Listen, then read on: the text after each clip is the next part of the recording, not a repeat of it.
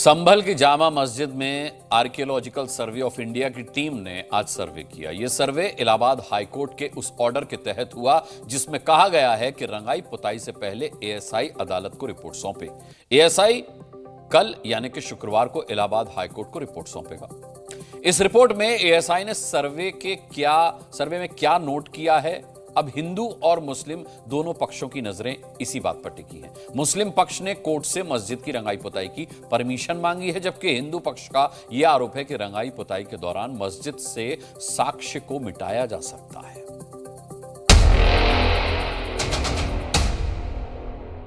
बाबरनामा भी कहता है कि हर मंदिर को तोड़ करके एक ढांचा खड़ा किया गया।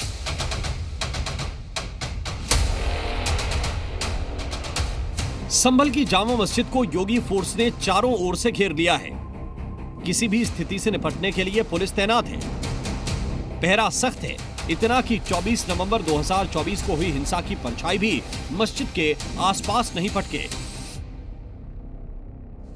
विवादित स्थल के चारों ओर फोर्स तैनात है और फोर्स सतर्क अवस्था में है और साथ ही सभी बैरियर्स को सतर्क कर दिया गया है और चेकिंग के बाद लोग यहाँ आ जा रहे हैं। पुलिस सतर्क है और किसी भी आपात स्थिति से निपटने के लिए हम पूरी तरह तैयार हैं। शांति व्यवस्था को कायम रखने के लिए पुलिस सुदृढ़ है और अपना प्रयास कर रही है। ये इसलिए क्योंकि इलाहाबाद हाईकोर्ट ने वो फैसला सुना दिया है जिसमें मुस्लिम पक्षकारों ने मांग की थी कि जामा मस्जिद की रंगाई पुताई के लिए उन्हें परमिशन दी जाए।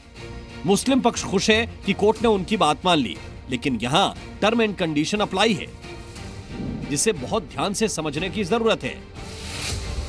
शर्त नंबर 1, जामा मस्जिद की रंगाई पुताई के पहले एएसआई की 3 सदस्यीय टीम निरीक्षण करेगी। एएसआई की टीम कोर्ट को रंगाई पुताई की जरूरत को लेकर 28 फरवरी को रिपोर्ट सौंपेगी। शर्त नंबर 2, रंगाई पुताई का काम एएसआई और जिलाधिकारी की मौजूदगी में ही हो सकता है। शर्त नंबर 3, रंगाई पुताई के दौरान वीडियोग्राफी कराना जरूरी होगा।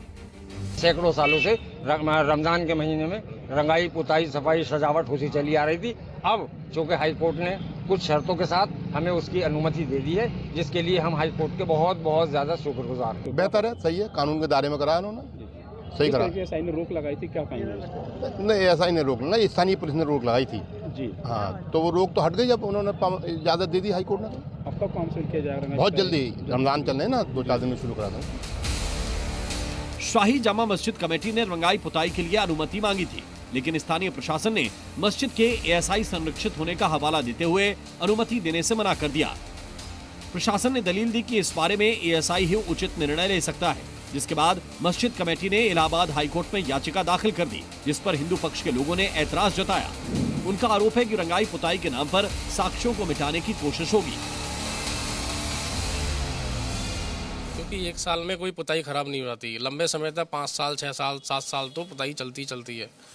और पुताई का जो मकसद है कमेटी का, वो ये चाहते हैं कि जो साक्ष्य हैं उसको पुनः रूप से मिटा सकते हैं। लोग साक्ष्य मिटाने के लिए लोग रंगाई पुताई की इजाज़त मांग रहे हैं। इस समय रंगाई पुताई का जो मुख्य उद्देश्य है, उनका जो हमारे साक्ष्य हैं मंदिर के, उन्हें मिटाने की पूरी साजिश हो सकती है। अच्छा, आप लोग मानते हैं साजिश हो सकती है? बिल्कुल 100%। अगर कोर्ट आदेश देती है तो सहमत तो होंगे? नहीं, कोर्ट का तो जो भी आदेश होगा वो हमारे लिए मान्य है। कोर्ट का तो सबका फैसला मानना ही चाहिए, कोर्ट से बढ़कर तो कोई है ही नहीं। लेकिन जो भी है, जब उन्हें पक्ष को नवाज पड़ते हैं तो हमें भी हफ्ते में 1 या 2 दिन हमें भी देना चाहिए। मुस्लिम समुदाय की दलील है कि इसके पहले मस्जिद की रंगाई पुताई के लिए एएसआई की अनुमति नहीं लेनी पड़ती थी और रमजान से पहले मस्जिद की रंगाई पुताई हमेशा होती रही है, लेकिन इस बार ऐसा नहीं हो पाया और कोर्ट का दरवाजा खटखटाना पड़ा।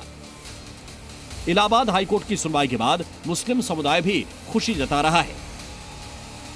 रमजान का मामला था, वो जरूरी था, ये समझे। इससे अच्छा ये मिलेगा कि लोगों के बीच में जो वातावरण है भय वाला, ये वाला, उससे भी कमी होगी। बड़ी मेहरबानी है और उनका शुक्रिया अदा करते हैं हम उनका, समझे। अंदर की भी होगी, बाहर की भी होगी, ऊपर की भी होगी।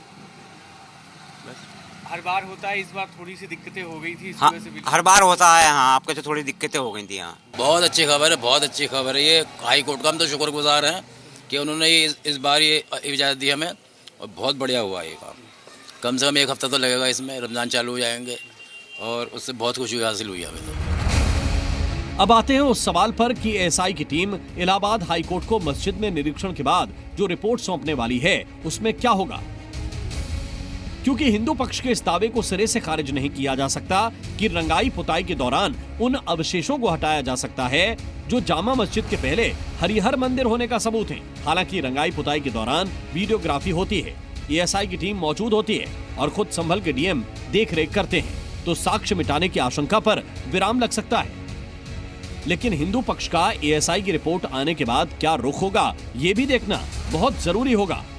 संभल की ये वही जामा मस्जिद है जिसमें एएसआई की टीम ही 24 नवंबर 2024 को सर्वे करने पहुंची थी और हिंसा हो गई थी, गोलियां चली, फायरिंग हुई, मौतें हुई और अब भी संभल को सुलगाने वालों की तस्वीरें संभल की गलियों में चस्पा हैं, जिनकी तलाश पुलिस को है। संभल को लेकर विधानसभा में योगी का बयान आपको याद होगा।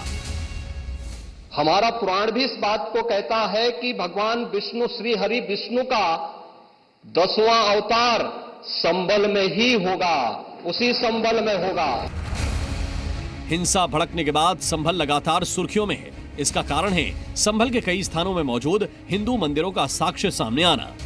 हिंदू अपनी आस्था के केंद्र पर टिका है और मुस्लिम पक्षकार अपने इबादत गाह को लेकर अड़ा है। मामला कोर्ट में है। इस बीच रमजान का महीना आ गया और जामा मस्जिद की रंगाई पुताई की मांग में हिंदू पक्ष को साजिश दिख रही है। संभल से राजू राज और सुनील सिंह के साथ ब्यूरो रिपोर्ट, जी मीडिया।